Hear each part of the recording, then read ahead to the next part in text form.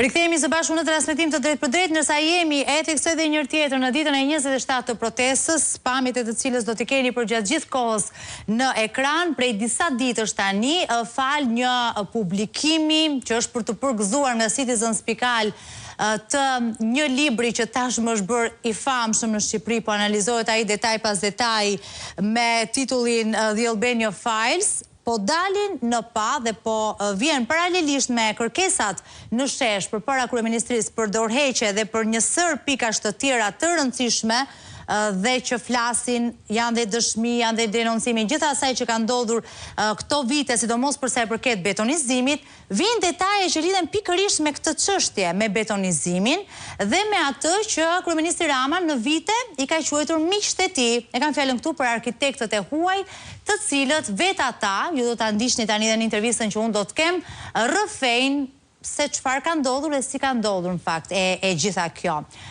Vincent van Gerwen Uyj, i cili është një gazetar holandez që le ta themi tani, flet shumë mirë shqip dhe së dyti Shqipëria i ka një borxh dhe shqiptarët i kanë një borxh shumë të madh sepse ai vazhdimisht ka zbardhur detaje të rëndësishme të aferave shumë të rëndësishme në Shqipëri. Vjen sot në një intervistë ekskluzive në Syri Televizion sepse ai ka bërë një shkrim duke zbardhur të tjera detaje shumë të forta dhe ka një perspektivë shumë interesante në fakt të gjithë kësaj. E kam në komunikim live. Vincent, përshëndetje. Faleminderit që pranove ftesën pas një kohe të gjatë. Shumë kënaqësi të të kem. Kënaqësi jam këtu.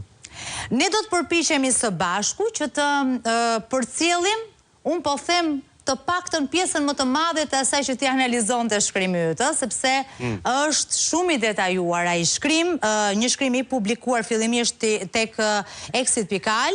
Arkitektët duhet ta paguajnë këtë krim që po i bën Shqipërisë. Tani, përpara se të ndalemi tek rrëfime shumë të rëndësishme aty që thuhen në këtë shkrim, tek prova shumë të rëndësishme, unë po e nis pyetjen direkt në thelb ose një kuriozitet që unë kam tek e fundit, a është në të vërtet ky libër edhe një rrëfim për një dosje penale ose për një proces hetimor parlamentar që nesër me të drejtë do duhet të jetë dhe do duhet të ekzistojë lidhur me ato çfarë ka ndodhur me këtë grup arkitektësh të huaj dhe çfarë i kanë bërë ata Shqipërisë? Unë besoj se po. Patjetër nuk ka asnjë krim, domethënë brenda, por siç duhet në çdo proces investigativ, duhet një rrëfim, duhet një kontekst, duhet të kemi mundësi të skicojmë kontekstin dhe rrethanat në të cilat operojnë ata njerëz që janë patjetër lidhur me krimin. Edhe në këtë libër po del në pa që këta arkitekt janë një rrjet shumë të ngushtë, ata përdorin WhatsApp për të folur me njëri tjetrin, ata marrin telefonata, Instagram messages, email-et direkt nga kryeministri për të folur për projektet që i përkasin privatëve. Edhe pyetja ime është ashtu: si ka mundësi që vetë kryeministri lidh arkitektët ndërkombëtar me biznesmen, të ashtu quajtur biznesmen shqiptar për projekt private? A ndos një gjë të tillë në vendet e tjera në botë? Kryeministri ka dalë nëpër ekrana për të fyer protestat në Shqipëri, duke thënë ti duhet të provosh që unë jam kumbar. Unë besoj se është shumë qartë, del shumë qartë nga ky libër që në fakt ai ishte kumbari. Do të pyes ti, sepse ti thua që në krye të herës në fakt një fragment, më lejo ta lexoj që të kaloj te pyetja, se kështu i jap edhe një pjesë të shkrimit edhe publikut.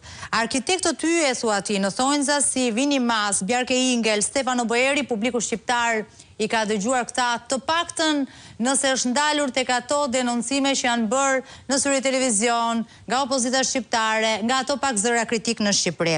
Do duhet të sirren thua një nga një në Komisionin Timor Parlamentar në mos nga SPAK për të shpjeguar saktësisht si është e mundur se ky shthelbi që një nga vendet më të varfra të Europës të ndërtonte kullat më vizionare. Nga mendonin ata se vinin parat? A kanë bërë ndonjë verifikim të duhur mbi projektet e tyre, apo thjesht morën parat dhe shijuan lavdërimet e liderit të madh? Dhe këtu vjen pjesa e rëndësishme që unë do drejtoj pyetjen. Fatmirësisht thua ti, arkitektët ndërkombëtar janë aq narcisist dhe të shkëputur nga realiteti, saqë i ekspozojnë hapur provat e korrupsionit dhe servilizmit të tyre. Tani kalojmë tek provat që ti sjell. Si i ekspozojnë ata? Atëherë, brenda këtij libri ka një sirë projektesh. Libri është super i madh, 750 faqe me projekte për rezorte, për kulla, për plazha. Gjithë janë dokumentuar me kush është pronari, ka dal kush është kompania që do ta ndërtoj, kush është kompania e ndërtimit që lidhet me këtë projekt, si janë bërë lidhjet midis kryeministrit dhe kompania arkitekturore dhe kompania e ndërtimit, gjithë këto lidhjet tani janë ofruar në këtë libër. Patjetër shumë gjëra ne e dim, por për një shembull, teatri, shembjen e teatrit kombëtar. Ne në fillim kemi raportuar shumë për mundësi që fusha SHPK do të ndërtoj disa kulla atje, së bashku me arkitektin Bjarke Ingels. Ai gjithmonë e ka mohuar, Edi Rama e ka mohuar, nuk do të ketë kulla. Më sa duket, kjo lidhje midis Bjarke Ingels dhe fusha SHPK dhe kryeministrin Rama ka filluar që nga 2015.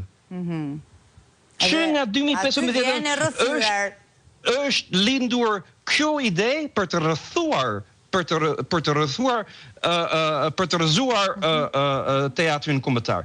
Domethënë, ata në këtë libër, ata arkitekt në këtë libër raportojnë vetë se thellë janë këto lidhje, sepse ata krenohen në këtë gjë. Krenohen në këtë gjë, unë kam bërë këtë kull, unë kam bërë këtë gjë, shiko sa e bukur jam, shiko me kë kam bashkëpunuar. Ata krenohen në krim. Krenohen në krim, thua ti. Absolutisht po. Janë kriminal këta. Janë kriminal. Do ta thellojmë edhe këtë edhe pak.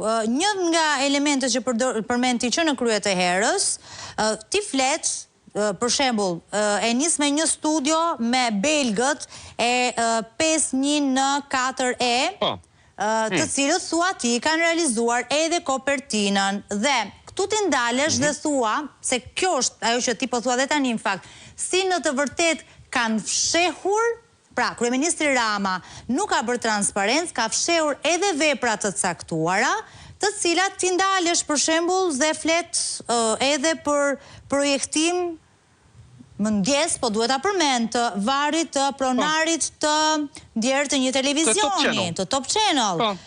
Projektim rezidencës private, e cila nuk është pranuar kur nga Rama. Po, mund ta zhvillojmë edhe pak këtë. Për të kaluar të tjerat. 51 4E është një, ka qenë në atë kohë, në fillim, një kompani arkitekturore belge, shumë e vogël, me arkitektë të rinj. Edhe ashtu e ka qef Edi Rama. E merr kështu të rinj, edhe e promovon, e ndërton karrierën e tyre. Edhe ashtu e ka bërë me 15 Ata kanë filluar jo me sheshin Skanderbeut, ata kanë filluar me dy monumente. Jo vetëm monumente, por edhe pikë petroli të Kastratit.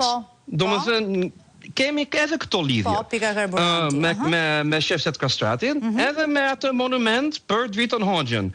Përmendet në këtë libër, por thuhet për DH. askush nuk e di kush është DH, por DH zgjidhet në hoqja edhe ata kanë ndërtuar varrin e tij. Edhe në atë kohë, në fillim viteve 2000, ai ditën hoqja edhe Top Channel e tij ka qenë promovues të Edi Ramës në politikën shqiptare, një nga fansat më të mëdha. Kështu kanë qenë lidhje. Pastaj ata kanë projektuar edhe shtëpinë private e Edi Ramës në Surrel. Por, shiko, se nuk është përmendur në këtë katalog, nuk është përmendur në asnjë të portfoliove të tyre, vetëm thuhet ose kështu një vila Dajti, ose në një tjetër libër që ata kanë butuar, quhet një vila në Amorgos në Greqi. Ata gjithmonë kanë fshehur faktin që ata kanë projektuar edhe shtëpinë e Edi Ramës. Kush e ka paguar këtë? Sa ka kushtuar? Pse ata kanë projektuar atë shtëpi edhe më pas ka marrë edhe konstruktimin e qendrës së hapjes së dialogut brenda kryeministrisë, edhe të gjitha monumentet që janë bërë për dëshmorët të 21 janar? Këto gjëra në atë kohë nuk janë zbardhur. Vetëm tani e shkruan bardhësi pas 10 vitesh. Po, dhe ti ndalesh te fusha, e përmende fushën në fakt. Pse e bën kështu? Sepse patjetër ata kanë turp. Ata din shumë mirë që lidhet midis kryeministrit, edhe fusha SHPK, edhe ata 51N4E janë shumë të dyshimta. Edhe patjetër ata janë përpiqur ta fshehur. Nëse është vetëm turp, do të ishte shumë inocente dhe pafajshme, apo jo? Sepse është më shumë se turp, por është edhe turp. Për më shumë se kaq. Por është edhe turp. Edhe në një mënyrë. Në një pikë të caktuar, ndoshta do duhej që të ngrinim dhe pikë pyetjen se nuk e bëjmë dot këtë bilans tani, apo jo. Të dhënat janë shumë të pakta ende, sepse do duhet bërë një pikë pyetje. Ore në total, sa para kanë marrë këta arkitektët holandez për gjitha këto projektet që këta kanë marrë përsipër, dhe unë po them vetëm projektet, nuk po them për punë të tjera që mund t'jenë lobima, nuk e di se çfarë për te kufive, apo jo? Kjo nuk dihet fare, sepse shumë projekte kanë qenë private, me ndërmjetësisë së kryeministrit, patjetër, por ka qenë private edhe ne nuk e kontrollojmë dot. Sa i përket projekte publike, patjetër